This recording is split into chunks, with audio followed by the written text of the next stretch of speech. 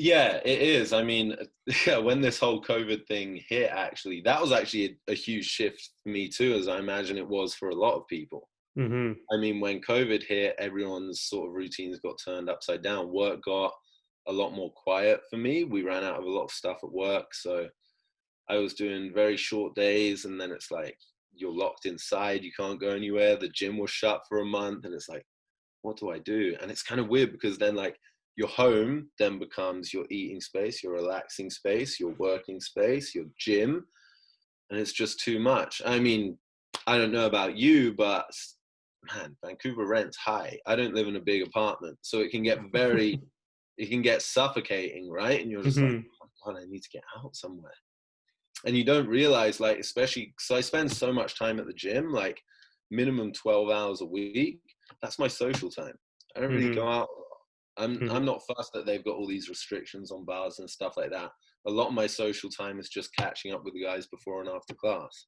But when that finished and I didn't have a lot going on, I was like, what did I do again? What, like, I was like losing sense of purpose. But then it kind of turned into a positive in the end because I got to read a lot more. I saw something on your guys' Instagram, actually. You were doing a book giveaway.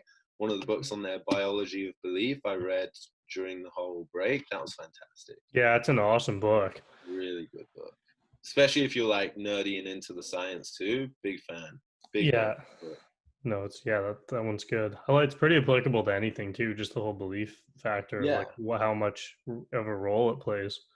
for sure. And I think it's really good. It's a very good book for like skeptics as well that are so interested in like the white papers and all of that. Like I was like doing a Bachelor of Sciences.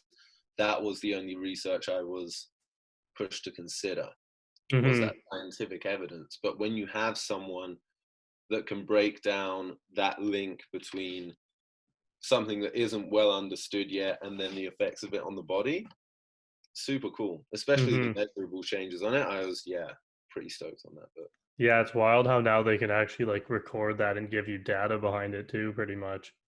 Yeah, man, I You mean, can't really argue with it. pretty crazy. And like trying not to sound like a geriatric already. I'm only like 26, but do you remember when, like, how old are you? Do you mind me asking? I'm 27, so similar. 27. So pretty much same age, right? So when we were younger, the craziest thing to me now looking back on it is how quick mobile phones have developed.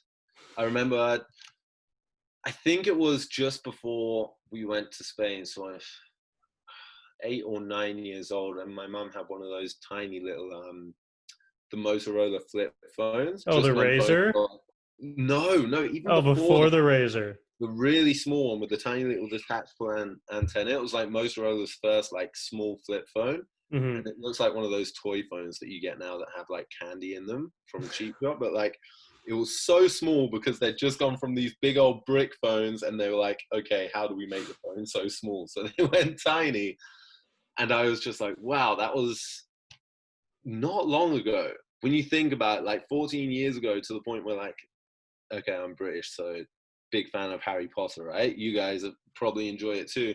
But I remember like when the film came out and you were like, oh my God, moving pictures and newspapers. If you pick up your phone now, you've essentially got that. Mm-hmm. You've essentially got it, which before we were regarding as magic, or like gifts. Someone sends you a gift and it starts moving. Like your brain doesn't make that connection. But not Mm-hmm. very long ago, we thought that was magic, Mm-hmm. right? We were like, oh my God, imagine if newspapers actually moved.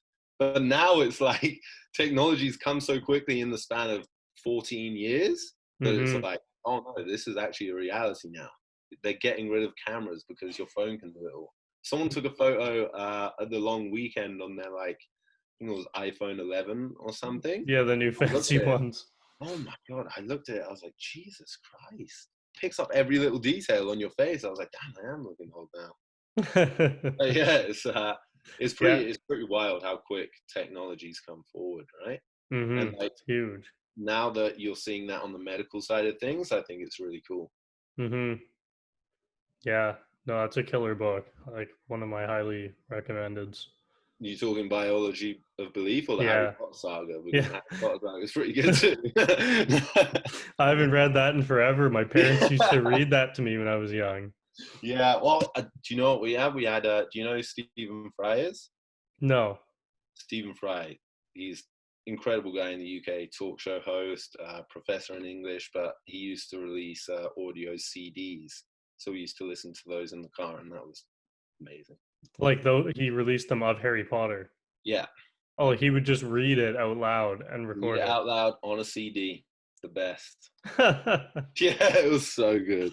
Oh, that's So awesome. good. That was before audiobooks. Mm-hmm. Yeah, man, it's pretty crazy. Sweet.